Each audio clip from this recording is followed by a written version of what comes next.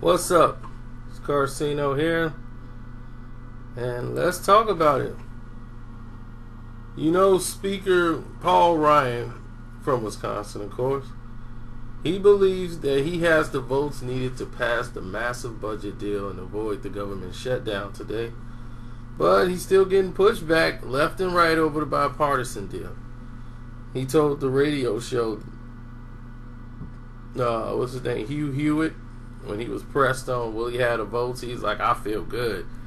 Part of it depends on the Democrats, but this bipartisan bill is going to need the bipartisan support. Of course it is.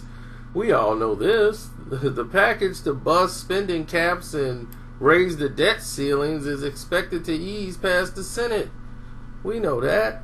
And then they're going to send it over to the House, where it's going to be a tougher lift, but passing the measures would keep the government open for another 6 weeks. You see that? 6 weeks. All of this raving and ranting and everybody talking about avoiding a shutdown at midnight, all we're going to do is get another extension for 6 weeks.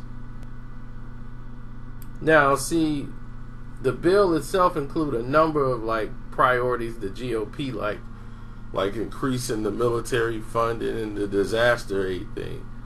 And they want to just keep repealing the Obamacare advisory board and all that stuff.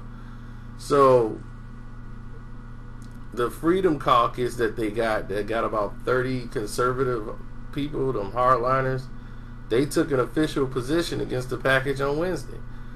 And after voting against the measure earlier in the day over fiscal concerns, that means Ryan and the leadership team will need to rely on dozens of Democratic votes to help get the spending deal through the lower chamber to avert the shutdown. That's exactly what it means.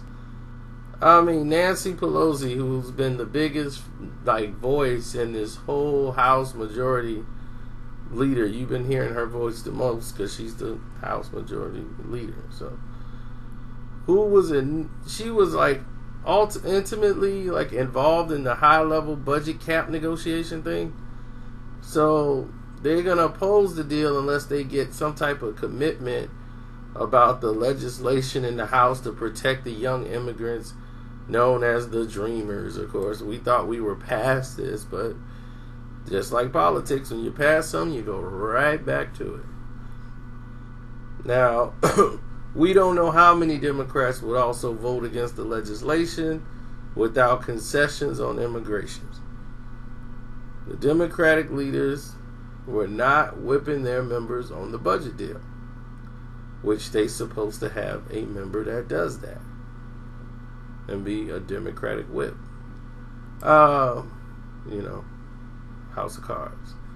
He expressed openness to supporting the agreement, which included a number of other Democratic priorities, and said he does not feel pressure to oppose these things. Representative Tim Ryan, the Democratic from Ohio, said that. I'm going to look at it, and we'll see what happens. But what I've seen so far, it looks like it's moving in the right direction. The deal announced by Senate Majority Leader Mitch McConnell and Majority Leader Charles Schumer calls for raising the debt ceiling through March 2019 and busting the budget caps imposed by the 2011 Budget Control Act. It will boost funding for the Pentagon and domestic programs by about $300 billion over current levels of the new fiscal years. But the lawmakers, can't forget about them, the offset price for that is probably about $100 billion. The framework has been backing of President Trump because he's talking about how it's so important for the military. So he's trying to do this, and oh my gosh. This whole thing is like a political circus. That's all it is. Now they want to throw the Children's Health Insurance Program into the mix. That's asking for an additional 4-year funding of that program. Then they're asking for almost $100 billion for disaster aid for hurricanes in Florida, Puerto Rico, and Texas. Billions more to fight the opioid epidemic that they created, and funding the community health centers. It's like, okay, when you get all this money, is that going to fix all this stuff? No. You're going to use that money to line your pockets. You're not fixing anything. See, bottom line, March 23rd will be the next D-date.